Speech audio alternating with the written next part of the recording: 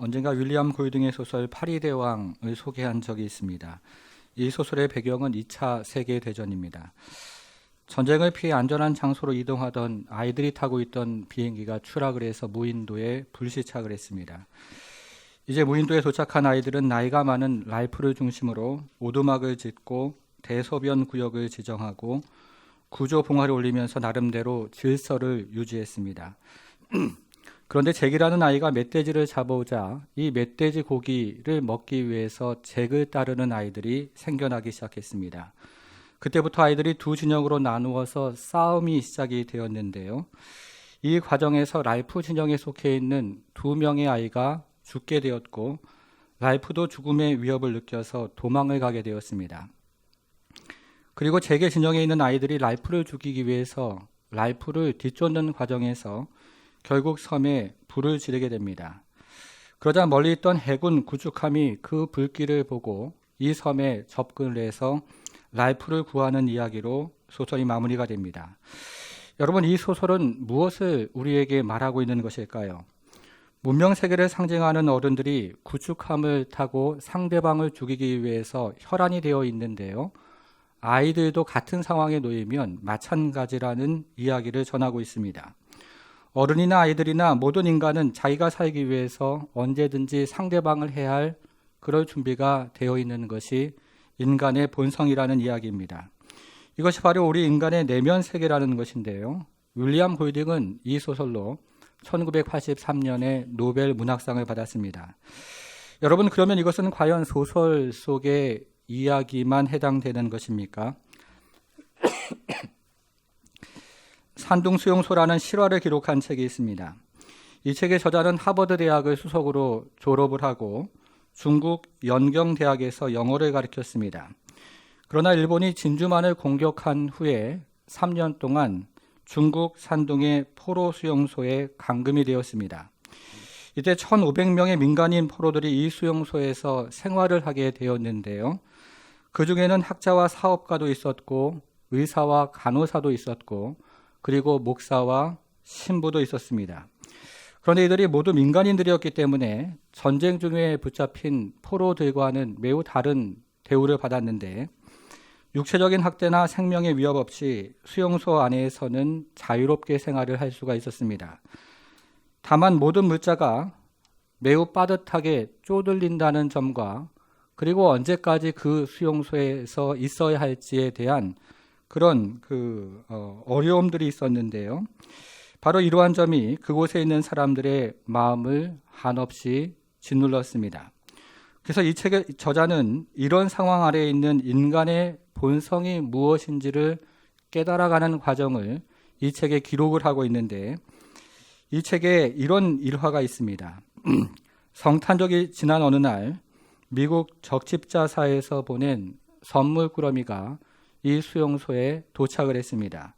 선물꾸러미는 모두 1,550개였고 그 수용소에 수용되어 있는 포로들의 숫자는 1,450명이었습니다. 그래서 수용소 측은 모든 포로들에게 한 꾸러미씩 선물을 주기로 하고 그리고 200명의 미국 포로들에게는 반 꾸러미를 더 주기로 결정을 했습니다. 그러자 일단의 미국인 포로들이 이 수용소 측에 관리하는 사람들을 찾아와서 매우 강력하게 항의를 했습니다. 이 선물꾸러미는 미국 적십자사에서 보내주는 것이기 때문에 다른 나라 국적을 가진 포로들에게는 나누어 줄 수 없고 미국 국적을 가진 포로들에게 한 사람당 7꾸러미 반씩을 주어야 한다는 항의였습니다. 이제 이 같은 소식을 들은 다른 나라 포로들은 미국 포로들에게 매우 크게 분노하는 일이 일어났습니다. 여러분, 이 일이 어떻게 되었을까요? 이 소설 안에 이런 내용이 있습니다. 소설이 아니고요. 실화인데요. 이런 내용이 있습니다.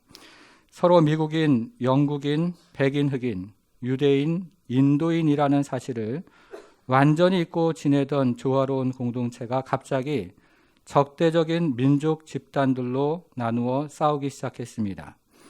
성탄절 선물이 매우 역설적이게도 이 땅의 평화와 정반대되는 상황을 만들었던 것입니다. 산더미 같은 선물꾸러미가 수용소 한가운데 쌓여있는 동안에 인간들의 갈등과 탐욕과 악의가 돌풍처럼 거칠게 불어닥쳤습니다. 이렇게 이 책은 이야기를 하고 있습니다. 이 책의 저자는 처음에는 인간의 본성에 대해서 매우 낙관적인 견해를 가지고 있다가 이 포로 수용소에서 선교사들을 비롯한 다른 사람들과 3년 정도를 지내면서 인간의 본성이 매우 악하다는 그런 결론을 내리게 됩니다. 여러분, 그런데 우리가 살고 있는 이 세상이 이와 같은 매우 거대한 포로 수용소와 같다는 생각이 듭니다. 세계은행에 따르면 오늘날 지구상의 12억에 해당하는 인구가 하루에 $1 이하로 생활을 하고 있고, 그리고 16억에 해당하는 인구가 하루에 $2 이하의 돈을 가지고 살아가고 있다고 합니다. 오늘날 세계 인구의 절반에 가까운 사람들이 극빈자의 생활을 하고 있는 것입니다. 그리고 매일 3만 명의 어린이들이 굶주림과 그리고 예방이 가능한 질병으로 죽어가고 있고, 매년 1,300만 명의 사람들이 예방이 가능한 질병과 기생충으로 죽어가고 있습니다. 얼마 전 봉준호 감독의 영화 기생충처럼 이 세상 절반에 가까운 사람들이 기생충처럼 살아가고 있는 것입니다. 여러분, 그러면 이 같은 가난과 질병을 해결할 수 있는 방법은 무엇이 있겠습니까? 첫 번째 방법은 가난한 나라들이 경제 성장을 이루는 것입니다. 인도네시아가 이 경우에 해당하는데, 인도네시아는 막대한 자원과 그리고 인구를 바탕으로 해서 1970년대에 해마다 8%의 경제 성장을 이루었고, 오늘날에도 4%의 경제 성장을 이루고 있습니다. 이 경제 성장을 바탕으로 해서 그 기간 동안에 가난한 사람들의 형편이 훨씬 나아졌던 겁니다. 한 국가의 경제 성장이 가난을 해결하는 좋은 예가 됩니다. 여러분, 그러나 이것이 모든 국가에 동일하게 적용이 되는 것은 아닙니다. 브라질이라는 나라도 인도네시아와 비슷한 시기에 비슷한 경제 성장을 이루다가 지금은 경제 성장이 둔화가 되었습니다. 그러나 브라질의 경제 성장은 국민들의 5%에게만 돌아갔고, 나머지 3분의 1은 여전히 한 달에 $500 이하의 돈을 가지고 생활을 하고 있습니다. 한 나라의 경제 성장이 언제나 가난을 해결하는 것은 아니라는 뜻입니다. 여러분, 그런데 이와 같은 빈익빈 부익부 현상은 단지 몇 나라에게만 해당하는 것이 아니라 전 세계 보편적인 세계적인 현상입니다. 그래서 옥스퍼드 대학의 경제학자 도널드 헤이라는 사람은 세계 곡물 수확의 2%만 제대로 나누어져도 이 땅의 기아 문제를 대부분 해결할 수 있다고 말을 했습니다. 우리가 불평등과 그리고 불의가 판을 치는 세상을 살아가고 있다는 뜻입니다.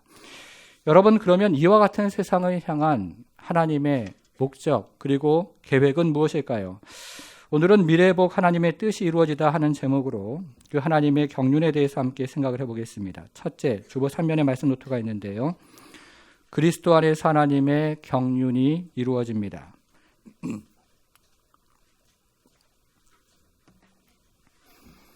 하나님께서 태초에 우주 만물을 창조하시고 심히 좋았다고 말씀하셨습니다. 하나님께서 당신의 지혜와 능력으로 우주 만물을 창조하셨기 때문에 하나님께서 창조하신 우주 만물은 아름다운 질서와 그리고 조화를 이루고 있었습니다. 그러나 이 같은 아름다운 질서와 조화는 그리 오래 가지를 못했습니다.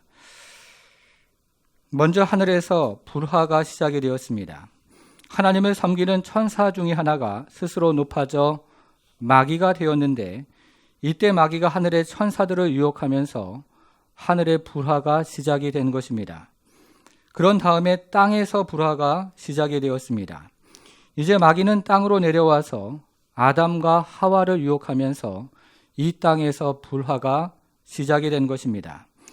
그래서 사람들은 전쟁과 살인과 피 흘림과 시기와 질투를 일삼았고, 그리고 만물들은 가시와 엉겅퀴와 질병과 전염병으로 탄식하며 신음하는 세상이 되었습니다. 이것이 바로 우리가 앞에서 살펴본 파리대왕의 랄프와 잭의 불화이고, 산동 수용소의 불화이며, 그리고 가난한 자들과 부유한 자들의 불화입니다. 하늘에 있는 모든 것들과 땅에 있는 모든 것들이 불화로 말미암아 탄식하고 신음하는 세상이 된 것입니다. 여러분, 그러나 하나님은 불화로 말미암아 탄식하고 신음하는 세상을 향한 계획을 가지고 계셨습니다. 이제 오늘 본문을 시작하는 8절과 9절을 같이 한번 읽어보겠습니다. 8절 9절 같이 한번 읽습니다. 시작. 이는 모든 지혜와 넘치게 하사 그 뜻의 비밀을 우리에게 알리신 것이요 그의 기뻐하심을 따라 그리스도 안에서 때가 참 경륜을 위하여 예정하신 것이니. 여러분, 여기에 등장하는 경륜이라는 말이 매우 중요한 말인데요. 이 사도 바울 당시의 경륜이라는 말은 가정의 집사가 집안 살림을 계획하고 그리고 경영하는 것을 의미하는 말이었습니다. 그런데 하나님의 가정은 우주 만물에 해당하기 때문에 여기에 등장하는 경륜이라는 말은 하나님께서 우주 만물을 계획하시고 그리고 경영하신다는 의미를 가지고 있습니다. 가정의 집사가 집안에 대한 계획을 세우고 그 계획에 따라 경영을 하는 것처럼 하나님께서 우주 만물에 대한 계획을 세우시고 그리고 그 계획에 따라 우주 만물을 경영하신다는 뜻입니다. 여러분, 주보의 경륜의 의미 옆에다가요, 하나님의 계획과 경영이라고 적어보겠습니다. 하나님의 계획과 경영이라고 적어보겠습니다.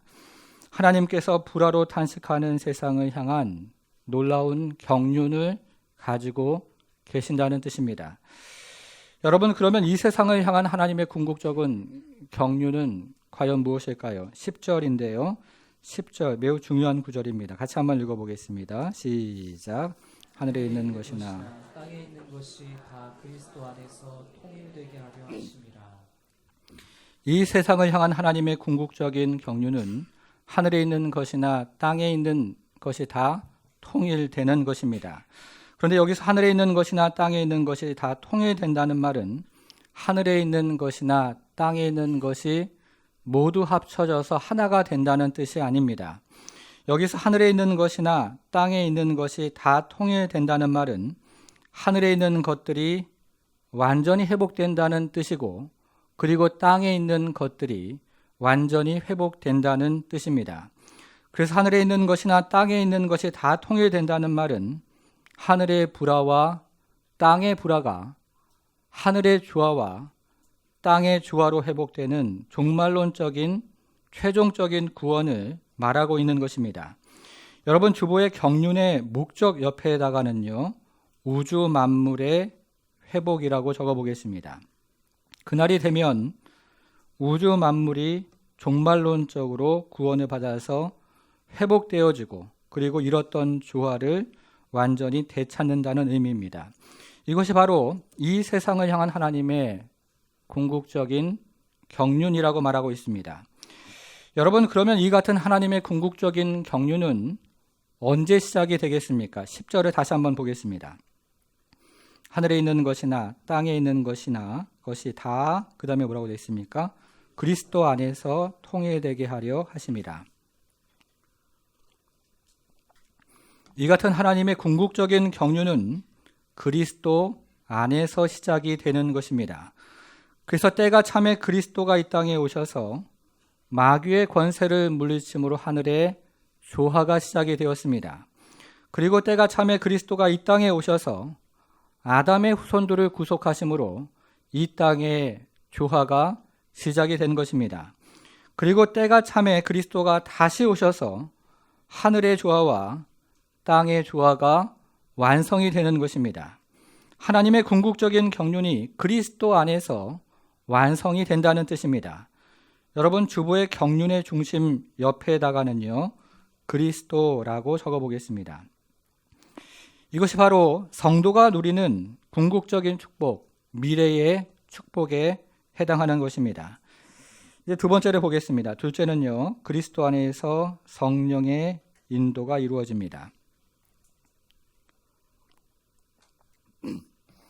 우리는 지금까지 하늘에 속한 신령한 복을 생각해 보았는데요. 화면에 보이는 것처럼 첫째는 과거의 복으로 선택이었습니다. 둘째는 현재의 복으로 지난 시간에 구속에 대해서 살펴보았습니다. 그리고 오늘은 미래의 복을 살펴보았는데요. 미래의 복은 우주 만물이 회복되는 바로 회복이었습니다. 엄청난 축복에 대해서 이야기를 하고 있는 것입니다. 여러분, 그러면 이 같은 엄청난 축복을 누리는 사람들은 누구이겠습니까? 이제 11절부터 14절을 같이 한번 읽어보겠습니다. 11절부터요. 14절을 같이 읽습니다. 시작. 모든 일을 그의 뜻의 결정대로 일하시는 이의 계획을 따라 우리가 예정을 입어 그 안에서 기업이 되었으니 이는 우리가 그리스도 안에서 전부터 바라던 그의 영광의 찬송이 되게 하려 하심이라. 그 안에서 너희도 진리의 말씀 곧 너희의 구원의 복음을 듣고 그 안에서 믿어 약속의 성령으로 인치심을 받았으니 이는 우리 기업의 보증이 되사 얻으신 것을 것을 증명하시고 그의 그의 영광을 찬송하게 하려 하심이라. 여기서 몇 가지 단어를 함께 생각을 해보겠습니다. 11절에서요. 우리라는 말을 찾아보고 12절에서 우리라는 말을 찾아보겠습니다. 여기서 11절과 12절에 등장하는 우리는 유대인이었다가 예수를 믿은 성도를 말하고 있습니다. 이번에는 13절에서 너희라는 말을 찾아보는데요. 13절에 등장하는 너희라는 말은 이방인이었다가 예수를 믿은 성도를 말하고 있습니다. 그리고 14절에서 다시 우리라는 말이 등장을 하는데요. 14절에서 이야기하는 우리는 유대인 성도와 이방인 성도 모두를 일컫는 말입니다. 그 하늘에 속한 모든 신령한 복을 누리는 사람은 바로 예수 믿는 모든 사람들이라고 이야기를 하고 있는 것입니다. 여러분, 그러면 성경은 예수 믿는 사람들을 무엇이라고 부르고 있습니까? 첫째는 기업이라고 부르는데요. 여러분, 11절에서요. 기업이라는 말을 찾아보겠습니다. 11절에서 기업이라는 말을 찾아보겠습니다. 찾았습니까? 네. 둘째는 소유라는 말인데요. 14절에서 얻으신 것이라는 말을 찾아보겠습니다. 여기서 얻으신 것이라는 말이 원문에서는 소유라는 말로 되어 있습니다. 찾았습니까? 여러분, 그래서 성경은 예수 믿는 사람들을 하나님의 기업이라고 부르고 그리고 하나님의 소유라고 부릅니다. 주보의 백성의 정체성, 이름 옆에다가요. 기업과 소유라고 적어보겠습니다. 우리가 하나님의 기업과 우리가 하나님의 소유가 되었다는 뜻입니다. 여러분, 그러면 우리는 어떻게 하나님의 기업과 그리고 하나님의 소유가 되었을까요? 세 구절을 이번에도 찾아보겠습니다. 첫 번째 구절은 5절인데요. 여러분, 5절로 가셔서 그 뜻대로 라는 말을 찾아보겠습니다. 그 기쁘신 뜻대로 라고 되어 있는데요. 그 뜻대로 라고 되어 있습니다. 우리는 하나님의 뜻대로 하나님의 기업과 소유가 된 것입니다. 두 번째 구절은 9절인데요. 9절에서 그의 기뻐하심을 따라 하는 말을 찾아보겠습니다. 우리는 하나님의 기뻐하심을 따라 하나님의 기업과 소유가 된 것입니다. 자, 세 번째 구절은 11절인데요. 11절에서 계획을 따라 이 말을 찾아보겠습니다. 여러분 찾았습니까? 우리는 하나님의 계획을 따라서 하나님의 기업과 소유가 된 것입니다. 여러분, 주보의 백성의 이유 옆에다가 하나님의 뜻과 계획이라고 적어보겠습니다. 하나님의 뜻과 계획이라고 적어보겠습니다. 우리가 하나님의 뜻과 계획으로 하나님의 백성, 즉 하나님의 기업과 소유가 되었다는 뜻입니다. 여러분, 그런데 이것이 우리에게 전해주는 메시지는 우리가 우연히 하나님의 백성이 된 것도 아니고 우리가 하나님을 선택함으로 하나님의 백성이 된 것이 아니라는 사실입니다. 오히려 우리는 하나님의 뜻에 따라 하나님의 백성이 되었고 그리고 하나님의 계획에 따라 하나님의 백성이 된 것입니다. 우리는 우연이나 우리의 선택으로 하나님의 백성이 된 것이 아니라 하나님의 뜻과 그리고 하나님의 계획으로 하나님의 백성이 된 것입니다. 여러분 믿으십니까? 여러분, 그런데 말이죠. 우리가 교회 밖에서 경험하는 우리의 일상은 무엇일까요? 서울 종로에 가면 옥인 교회라는 교회가 있습니다. 이 교회 목사님은 평생을 사시면서 매우 무척이나 고생을 하시면서 사셨습니다. 한 번은 하루에 버스가 한 번 그리고 두 번밖에 다니지 않은 아주 깊은 두메 산골에 들어가서 옷을 팔고 나왔습니다. 그래서 어머니는 옷을 팔고 나오면서 버스를 놓치지 않으려고 버스 정류장에 부지런히 달려왔는데요. 버스가 막 출발을 하려고 했습니다.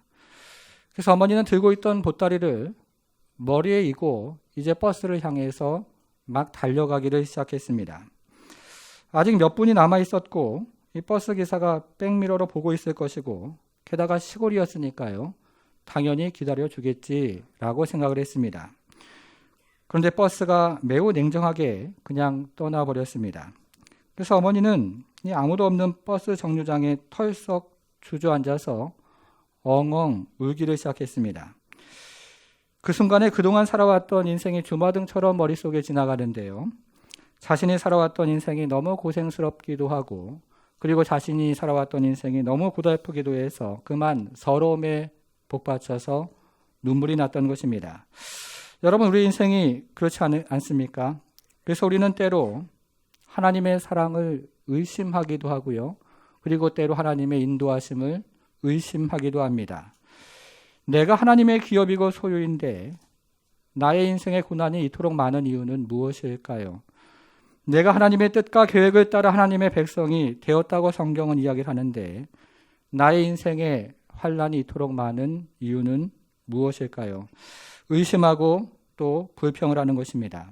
성도 여러분, 그래서 하나님은 우리의 연약함을 아시고 성령을 통해서 우리 안에 이루어 가시는 사역이 있다고 오늘 본문은 이야기를 하고 있습니다. 여러분, 그러면 성령이 우리 안에서 이루어 가시는 사역은 과연 무엇이겠습니까? 이번에는 13절과 14절을 한번 보겠습니다. 13절 보니까요. 그 안에서 너희도 진리의 말씀 곧 너희의 구원의 복음을 듣고 그 안에서 또한 믿어 약속의 성령으로 어떻게 되었습니까? 인치심을 받았으니 이는 우리 기업에 뭐가 된다고요? 보증이 되사 그 얻으시는 것을 속량하시고 그의 영광을 찬송하게 하려 하심이라. 성령의 첫 번째 사역을 이야기하고 있는데요. 이 성령의 첫 번째 사역을 인치심이라고 이야기를 합니다. 여기에는 세 가지 의미가 있습니다. 여러분, 인침의 첫 번째 의미는요, 효력을 보증한다는 뜻이 이 안에 있습니다. 제가 미국에서 처음 중고차를 살 때였는데요. 미국에서 중고차를 거래할 때 보통은 개인 간의 거래로 이루어집니다. 그래서 어느 날 벼룩시장에 적혀있는 차의 종류와 연식과 그리고 가격을 보고 거기 있는 전화번호에 전화를 해서 주인에게 그 차를 사겠다고 이야기를 하고 이렇게 해서 거래가 이루어졌습니다. 그리고 저는 차에 이 주인을 찾아갔는데요. 이 주인이 하는 말이 바로 조금 전에 다른 사람이 와서 그 차를 팔았다는 겁니다. 그래서 전화로 내가 사기로 하지 않았냐고 말을 해보았지만 인이 찍혀져 있는 문서가 없었기 때문에 그런 이야기는 아무런 소용이 없었습니다. 그래서 인침이 의미하는 첫 번째 의미는 효력을 보증한다는 의미가 여기에는 있습니다. 인침의 두 번째 의미는 여러분 소유를 보증한다는 뜻입니다. 앞에서 말씀드린 것처럼 미국에서 중고차를 거래할 때 보통은 개인 간의 거래로 이루어지는데요. 이 거래가 이루어지면 핑크 슬립이라는 문서를 작성을 합니다. 여기에는 차를 구입한 사람의 이름, 주소, 그리고 날짜가 기록이 되고요. 그리고 차를 판매한 사람의 이름, 주소, 날짜를 기록하게 되어 있습니다. 그리고 마지막으로 두 사람의 사인이 들어가는데 마지막으로 인을 쳐서 소유자의 변경을 알리는 것입니다. 그래서 인침의 두 번째 의미는 소유를 보증한다, 이런 뜻이 이 안에 있습니다. 인침의 세 번째 의미는 안전을 보증하는 것입니다. 앞에서 말씀드린 이 핑크 슬립을 작성을 하면 작성한 핑크 슬립을 연방에 있는 교통관리사무국에 보내게 되어 있습니다. 이때 사람이 직접 방문을 해서 이 핑크 슬립을 제출할 수도 있고요. 그렇지 않으면 우편으로 제출하는 방법도 있습니다. 근데 미국에서 이 우편으로 중요한 문서를 보낼 때 봉투에 입구를 풀칠을 하고요. 그 위에다가 사인을 하면서 인을 칩니다. 그런데 이 사인의 모양이 어긋나면 어떤 사람이 이 봉투를 뜯어봤다는 뜻이 되기 때문에 그 봉투 안에 있는 문서는 효력을 잃어버리게 됩니다. 그래서 인을 쳤다는 말은 안전을 보장한다, 이런 뜻을 또 가지고 있는 것입니다. 세 가지 의미를 말씀드렸는데 이것이 바로 성령의 인침을 의미하는 것입니다. 앞에서 말씀드린 옥인교회 목사님의 어머니 이야기를 조금 더 해보겠습니다. 깊은 산골에서 옷을 팔고 나오는데 이 버스가 출발하는 바람에 그동안 고생했던 기억이 나서 그 자리에 앉아서 엉엉 울었다고 합니다. 이제 몇 시간이 지나서 다른 버스가 도착을 했습니다. 그래서 그 버스를 타고 가는데요. 앞에 타려고 했던 그 버스가 깊은 계곡 낭떠러지로 떨어져서 승객은 물론이고 운전자까지 전부 사망을 했습니다. 이때 목사님의 어머니는 크게 깨달은 것이 있었다고 합니다. 그래서 그 이후에는 어떤 어려움이 닥쳐와도 하나님께 감사하는 인생이 되었다고 합니다. 여러분, 이것이 바로 성령께서 인친다는 의미입니다. 성령께서 우리를 인치시고 우리를 보장하시고 안전하게 하셔서 우리가 이 땅을 살아갈 수 있는 힘과 능력과 용기를 주시는 것입니다. 여러분, 그러면 성령의 두 번째 사역은 무엇일까요? 이제 14절에서요. 보증이라는 말을 찾아보겠습니다. 보증이라는 말을 찾아보겠습니다. 성령의 두 번째 사역은 보증 사역인데요. 여기에는 두 가지 의미가 있습니다. 첫째로 이 보증이라는 말에는 보증금이라는 의미가 포함되어 있습니다. 제가 미국에서 처음으로 새 차를 구입할 때, 중고차 말고요. 이번에는 새 차를 구입할 때 이 3,000불의 보증금을 내고 미니밴을 처음에 샀습니다. 그런데 3년 반 정도를 갚다가 더 이상 갚을 수가 없어서 이 3,000불의 보증금, 차를 파는 바람에 이 3,000불의 보증금을 날려버리게 되었습니다. 여러분, 그런데 만일에 제가 3,000불의 보증금이 아니고요. 3만 불의 보증금을 걸었다면 제가 어떻게 했을까요? 3,000불의 보증금은 포기할 수 있지만 이 3만 불의 보증금은 포기할 수가 없는 것입니다. 여러분, 그래서 성령이 우리의 보증이 되신다는 말은 말 그대로 성령님이 우리의 구원을 보장하신다는 뜻이 그 안에 있는 것입니다. 이것이 첫 번째 의미입니다. 자, 두 번째, 보증이라는 말에는 선불의 의미가 있습니다. 뭐라고요? 선불의 의미가 있습니다. 이것을 영어권에서는 테이스트라는 말로 표현을 하는데요. 이 땅에서 천국을 미리 맛본다는 의미가 이 안에는 있습니다. 여러분, 우리는 지금까지 하늘에 속한 신령한 복을 세 가지로 살펴보았는데 기억이 나십니까? 첫째는 선택이었고요. 둘째는 구속이었고요. 세 번째는 회복이었습니다. 여러분, 그런데요. 여러분 중에 이 선택의 말씀을 들을 때 이 선택의 축복을 마음 깊이 깨달아지고 그래서 그때 깊은 확신을 가지신 분들이 계실 것입니다. 그리고 어떤 분들은 구속의 말씀을 들을 때 이 구속에 대한 하나님의 말씀이 깊이 깨달아지고 그러면서 마음 안에서 한없는 은혜를 경험한 분들이 계실 것입니다. 그리고 어떤 분들은 회복의 말씀을 들을 때 이 회복에 대한 사실을 깊이 깨닫고 깊은 소망을 가지신 분들도 계실 것입니다. 여러분, 이것이 바로 성령의 보증 사역인데요.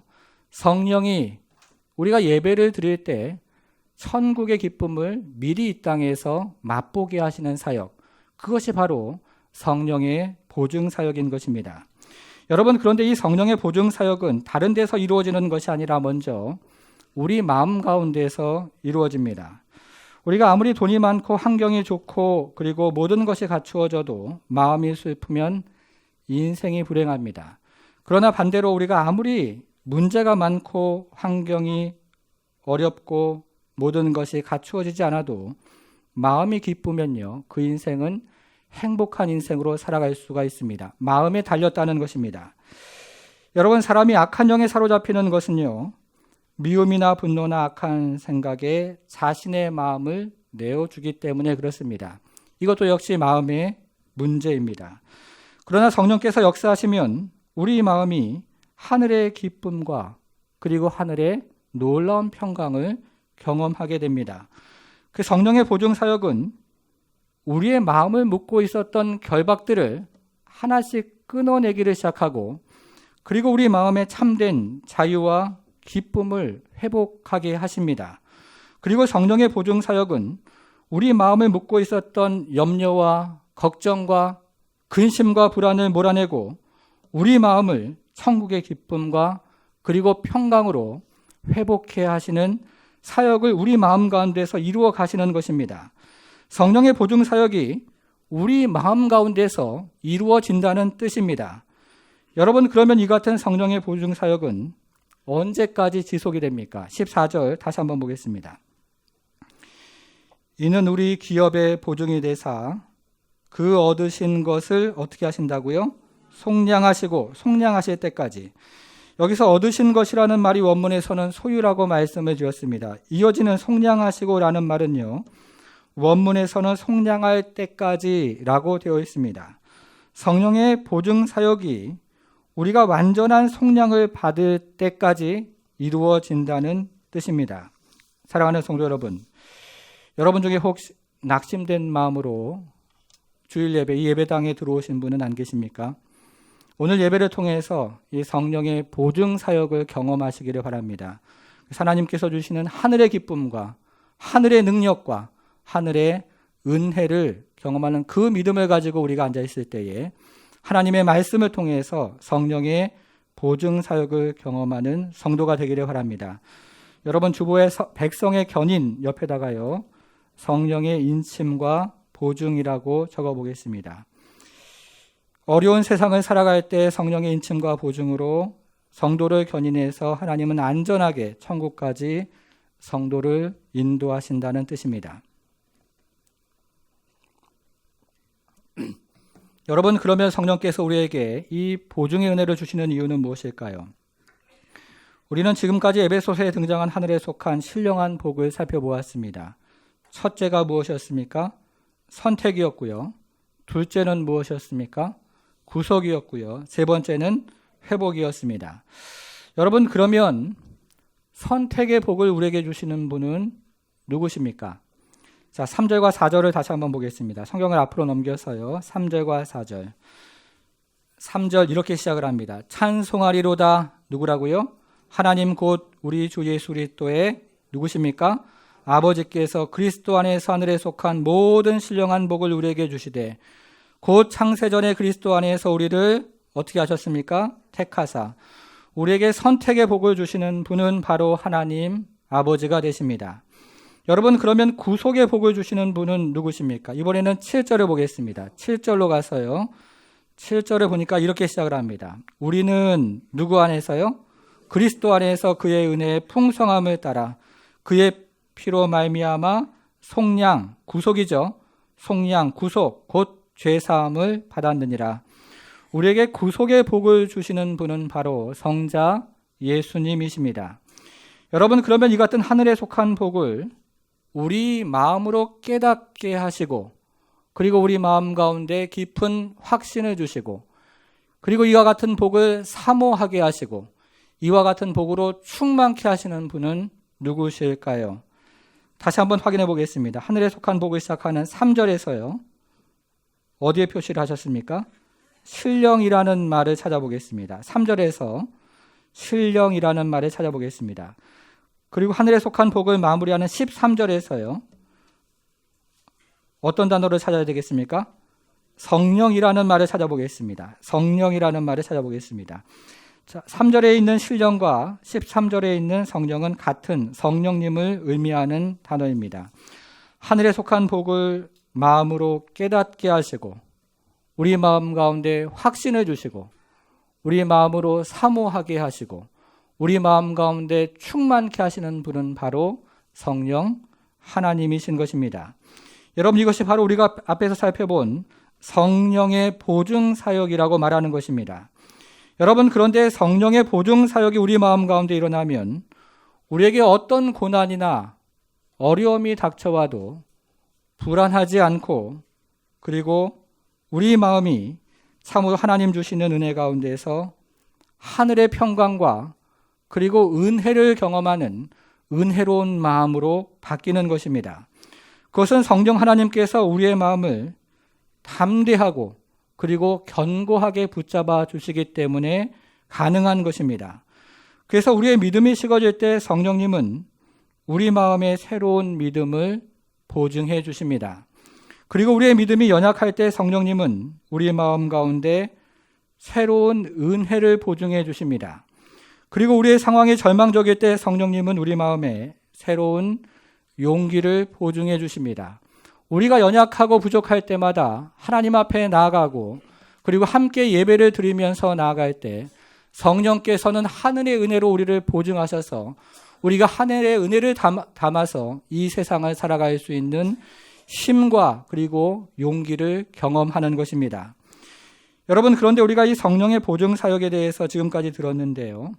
이 성령의 보증 사역에 대해서 한 가지 크게 오해하는 것이 있습니다. 그것은 우리의 믿음이 강하면 성령의 보증 사역을 경험할 터인데 우리의 믿음이 약하면 성령의 보증 사역을 경험하지 못할 것이라는 불안입니다. 성도 여러분, 사도행전 2장에 성령 강림 사건이 나오는데요. 사도행전 2장에서 성령 하나님이 오순절 날에 누구에게 임하셨습니까?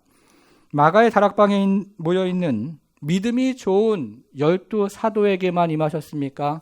아니면 그곳에 모여있는 모든 사람들에게 임하셨습니까? 불의 혀와 같이 갈라지는 성령이 그곳에 모여있는 남녀노소 구분 없이 어른이나 아이들이나 믿음이 좋은 사람들이나 믿음이 좋지 않은 사람들이나 그곳에 모여있는 모든 사람들에게 임했다는 사실이 매우 중요한 사실입니다. 신약교회가 시작할 때 성령께서 그곳에 모여있는 모든 사람들에게 임하셨고 그 이후에 성령께서 교회 안에 거하시면서 교회를 성전으로 만들어 가시는데요. 이때 교회에서 전파되는 말씀을 통해서 교회에 모여있는 모든 사람들에게 성령께서 임하시는 것입니다. 하나님께서 온 교회에 성령의 충만함을 부어주시는데 그때 나에게도 더불어 성령의 충만함을 부어주시는 것입니다. 그래서 여러분, 교회를 쏙 빼놓고서 나 혼자 신앙생활을 잘하겠다는 생각은 그것은 마귀가 주는 음성일 뿐입니다. 여러분, 그러면 성령께서 우리에게 이와 같은 보증 사역을 이루어 가시는 이유는 무엇일까요? 이제 마지막으로 14절을 다시 한번 보겠습니다. 14절을 다시 한번 보겠습니다. 이는 우리의 기업의 보증이 되사 그 얻으신 것을 속량하시고 그의 뭐라고 되어 있습니까? 영광을 찬송하게 하려 하심이라. 성령께서 우리에게 이 같은 보증 사역을 이루어 가시는 이유는 하나님의 영광을 찬송하게 하기 위해서입니다. 여러분, 그래서 우리가 성령의 보증 사역을 경험하면 사도 바울과 같이 감옥에 갇혀 있더라도 하나님을 찬송하는 인생이 되는 것입니다. 사랑하는 성도 여러분, 우리 인생은 아무런 계획 없이 우연히 주어진 인생도 아니고 우리 인생은 우리의 지혜와 능력만 가지고 살아가는 인생도 아닙니다. 우리 인생은 성부의 뜻과 계획 가운데 주어진 인생이고 우리 인생은 성자의 한량없는 사랑 가운데 구속받은 인생이며 우리 인생은 성령의 한량없는 은혜 가운데 보증받은 인생이 바로 우리 인생인 것입니다. 우리 인생은 성부, 성자, 성령 삼위일체 하나님의 선택과 구속과 그리고 적용, 회복 가운데 살아가는 인생이 바로 우리 성도들의 인생인 것입니다.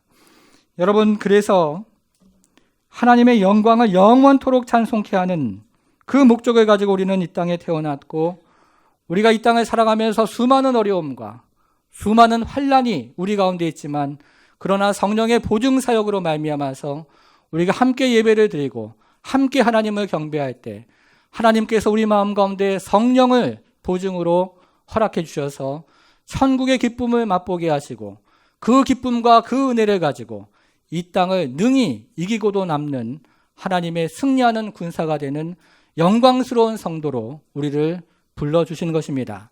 바라기는 이 믿음을 가지고 한 주간 살아갈 때 천국의 소망을 가지고 또 천국을 맛보면서 그 기쁨과 그 은혜를 가지고 승리하며 찬송하며 살아가는 우리의 모든 성도가 되기를 주님의 이름으로 간절히 축원합니다.